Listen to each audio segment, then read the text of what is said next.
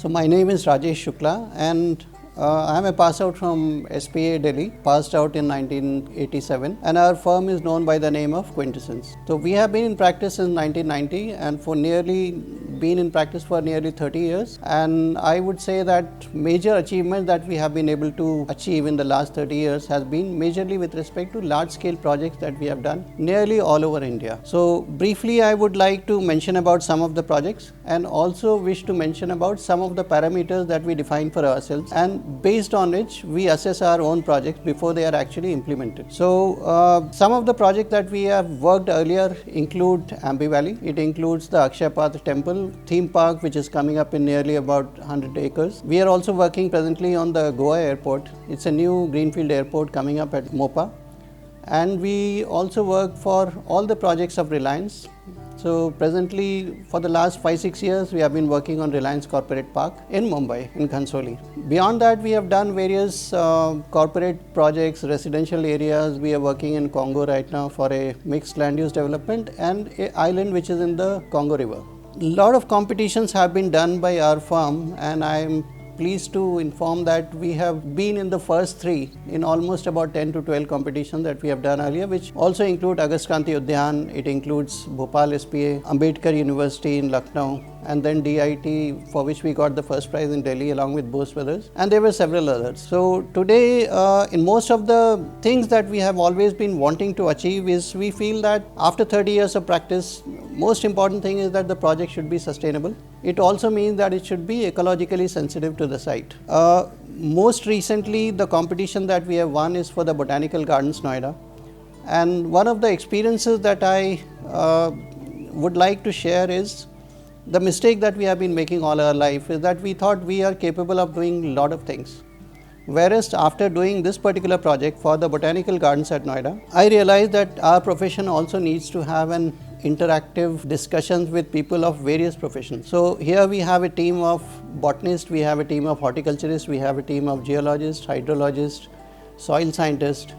So it's a collaborative effort in which, although we are designing the entire landscape and the conservatories, but the fact is that there is an input coming up from various people who have got maybe about 30-40 years of experience of working in these fields, and they are giving their inputs with respect to various components.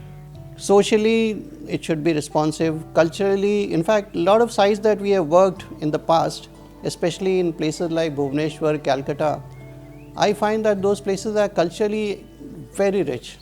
So to the extent possible, and even the climate suits the landscape because they are hot and humid, to the extent possible we always ensure that culturally the sites get represented. So if I am working in Calcutta, it should appear that I am doing it in Calcutta and the site is not in Bangalore. So we are not replicating Hyderabad landscape or a landscape of any other country in a specific city. If you look at my projects, you would realize that they are site specific. They respond to the local landform, geology, hydrology. So socially and spatially, I would say that spatially the landscape should look absolutely connected.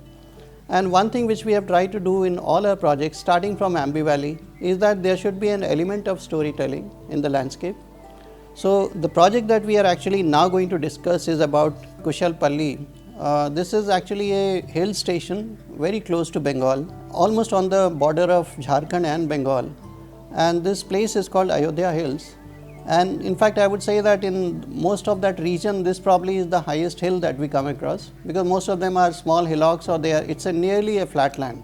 Very less amount of, very sparse development, I would say, tribal villages which are there. And the government themselves wanted to promote tourism, and they wanted this particular project to come up so that the locals could be involved. Now this particular site is actually the highest point of the Ayodhya Hills. A small portion of the site was already existing, in which a resort of about, let's say about 37 rooms was being run by the client. When he bought this additional piece of land, and in fact I would say that these piece of lands have been accumulated over a period of time. So one very distinct thing which I realized when I went to the site for the first time is that because each pocket was a different piece of land, once everything came together, each one had its own qualities, own distinct properties, own visual identities. So our job to a great extent was made easier because we realized that since we were doing the master planning, the building as well as the landscape, we could actually look at the best possible use and find the most appropriate location within the site. So for example, if we are looking at a small community of a timeshare units, we have clubbed them in one particular cluster. So now when we look at the site, total site is about close to about 10 acres. Now we have one part of the site which I would draw the line here. This is almost like a developed site which is about 34-35 rooms. So when we came and saw the site for the first time, the approach road is towards the north, which goes here. We realized that this bottleneck situation which was happening here, it might have been better that we create a second entry for ourselves, because we realized that major chunk of the land was actually on this particular property, and the whole site was gradually, I would say that it was gradually sloping down towards the lake. So what we had done in our exercise is that we got this existing property was converted into more of a banquet facility. So we had these two as the major banquet lawns, which are opening towards this main lawn out here, and these cottages are also going to cater to the banquet people who want to stay here.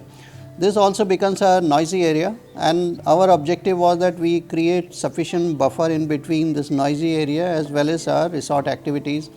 So the people, any Bharat coming here will not disturb the residents of this resort. And this area has lot of forest of Palash and Sal. So in fact, I would say that 80% of the forest in the vicinity are Sal forest or Palash forest. Lot of flora, lot of fauna, very sparse population of villages, and the villages are extremely neat and clean. So in this particular site, since we got a free hand to design, there were 3-4 objectives that we thought are essential in a resort. My master plan would be suggestive of that, because for example, this was one particular piece of land which we have tried to retain in a very distinct form. This already had a lot of trees, in contrast to this particular piece of land which had actually no trees. So we had put a cricket field here.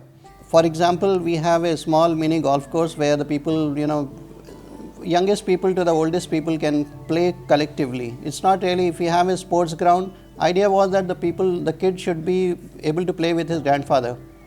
And then this was a series of cascading lands which were actually coming down towards the water side. So what we have tried to do is to create our experience of entering into this area. So this becomes our main entry and exit. There's a separate service entry for the service vehicles which come down and go into the service yard. This is actually the highest point of the site, and then between the site and the water body there is a difference of nearly 10 to 12 meters.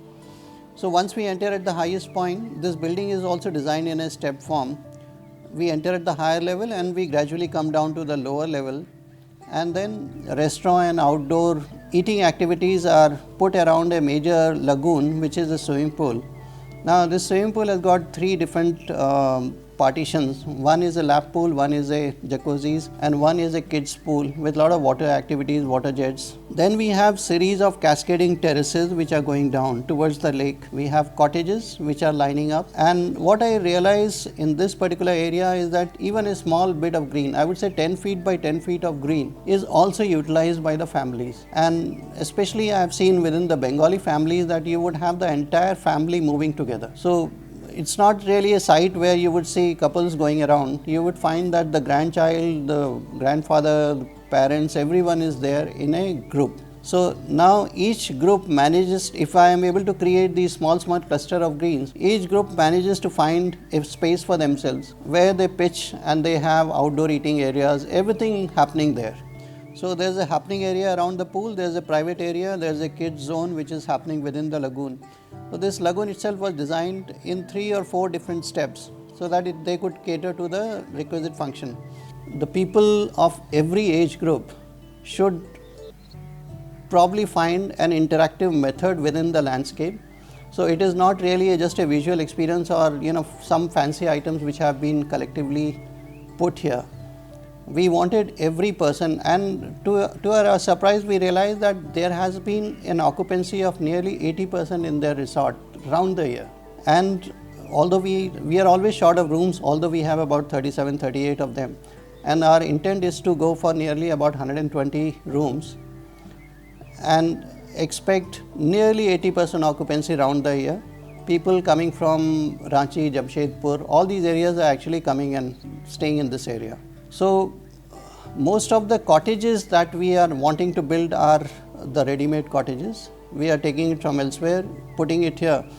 I think few things that we have decided for ourselves is that the topography to the great extent will not be disturbed. The fact that all the trees which are already there are going to be left intact. None of our development is going to disturb any tree. The natural drainage pattern of the site will stay intact. So in fact, when we try to resolve these three issues, we realize that our cost has come down drastically. The fourth thing that we realize is that a lot of natural materials, stones, etc. are available in the vicinity of the site.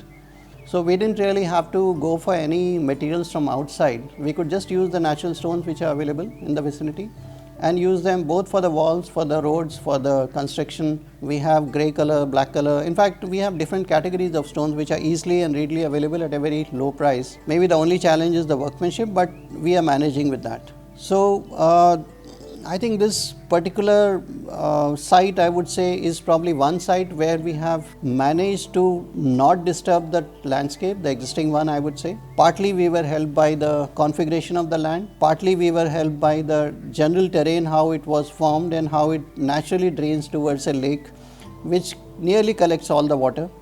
And this also, these step terraces also help us to create views which are actually pretty expanding. Most of the development is going to be a low-rise development. We wanted the whole thing to be very compact, not scattered, and that was drawing something from the local villages, because their villages are very, very compact, although plenty of land is available in the vicinity. So that character of getting small amount of open spaces where the community can congregate within the village, I would say that this entire project is a village within the village. These are wooden cottages, I would call it timber chalets, which are cascaded along the perimeter. And then we had these series of stepped greens which were coming down.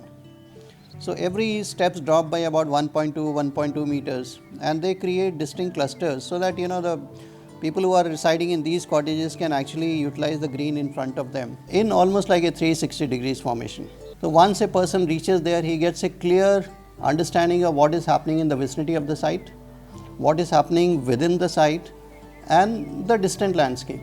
Because from this particular point it's almost like a vantage point from where you can see the entire landscape around the site.